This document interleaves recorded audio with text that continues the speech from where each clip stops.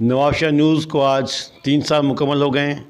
और 3 साल मुकम्मल होने पे आज जो सादा और पुरवकार तकरीब का इनेकाद किया गया, इस पे हम नवाबशाह न्यूज़ के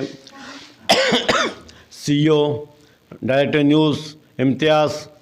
कीरियो साहब और शुएब सहतो साहब को मुबारकबाद पेश करते हैं और दुआ करते हैं अल्लाह ताला इनके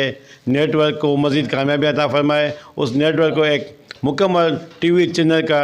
रूप देकर इस आवाम की आवाज़ बना सकें। नवाबशाह न्यूज़ जी 3 सालगिरह के मौके ते असां सॼी टीम इम्तियाज़ कीरियो शुएब सहतो साहब खे खोड़ सारी मुबारकूं ॾियूं था ऐं 3 सालनि जे थोरे अरसे में नवाबशाह न्यूज़ तमामु हिकिड़ो सुठो मुक़ाम हासिल कयो आहे। ख़ासि तौर ते लोकल इशूज़ खे तमामु बहितरी सां उन्हनि हाईलाइट कयो आहे। जेके बि नवाबशाह जे हवाले सां जेके लोकल एक्टिविटीज़ थियनि थियूं उन्हनि खे तमामु बहितर अंदाज़ सां तव्हां उन्हनि खे कवरेज ॾेई माण्हुनि खे हिकिड़ी माण्हुनि जे उन में जेको स्पेस हो उन में तमामु सुठी जॻह ठाही आहे नवाबशाह न्यूज़ ऐं असां दुआगू आहियूं त इंशाअल्लाह इन बहितर तरीक़े सां अञा वधीक बहितर तरीक़े सां पंहिंजे कम खे अॻिते वधाईंदा।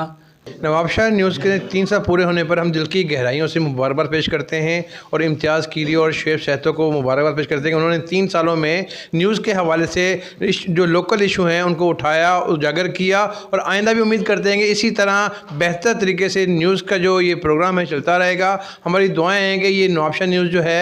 फले फूले और एक मुकम्मल चैनल बने और नवाबशाह के जो इशूज़ हैं उनकी तर्जमानी करे और गरीबों की आवाज़ बनकर जो है ये आज नवाबशाह न्यूज़ की 30वीं सालगिरह है और मैं समझता हूँ कि नवाबशाह में सोशल मीडिया पर जो चैनल्स आए उसमें अहम किरदार अदा किया नवाबशाह न्यूज़ ने और मैं बिलाशुबा बिला झिझक में ये बात कर रहा हूँ कि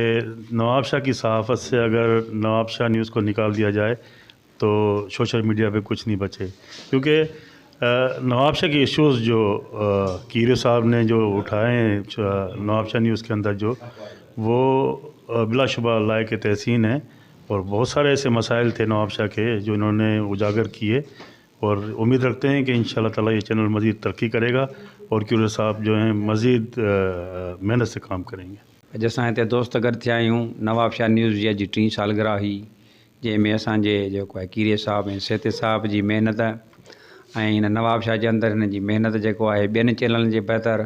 तमामु सुठी 3 सालनि में हिननि जी कारकर्दगी में असां हिन सां अॻे बि गॾु हुआसीं, हाणे बि गॾु आहियूं। अल्लाह से हिन जी मदद कंदो, जिथे बि हूंदा असां हिन सां गॾु हूंदासीं। नवाबशाह न्यूज़ जेका आहे उन पंहिंजा 3 साल मुकमल कया। मां सम्झां थो त जेको आवाम जो मसइलो आहे, असांजो मसइलो जेको आहे उहो सुठे तरीक़े सां ही चैनल जेके आहिनि उहे आला अख़्तियारी ताईं पहुचाए सघनि था ऐं इन में ई असांजी बहितरी आहे, इन मज़ा ई असांजा जेके मसइला आहिनि उहे हल थींदा। सर अॼु नवाबशाह न्यूज़ जी 3 सालगिरह तमामु ख़ुशी जी ॻाल्हि आहे। नवाबशाह न्यूज़ तमामु सुठो कमु कयो आहे। नवाबशाह न्यूज़ जेको आहे नवाबशाह जी लोकल ख़बरूं हुयूं उनखे उजागर कयो आहे, जेका ग़रीब हुया उन्हनि जी ख़बरुनि खे मथे खणी आई वञण ते पुॼायो आहे। असां उमेद था कयूं त नेक्स्ट बि आईंदा बि जेको आहे नवाबशाह न्यूज़ ईअं ई हलंदी ऐं मां मुबारकबाद ॾियां थो इम्तियाज़ कीरियो खे, शुएब खे त उन तमामु बहितरीनु इहो न्यूज़ हाणे हिकिड़ो नवाबशाह जी तर्जमानी कई आहे।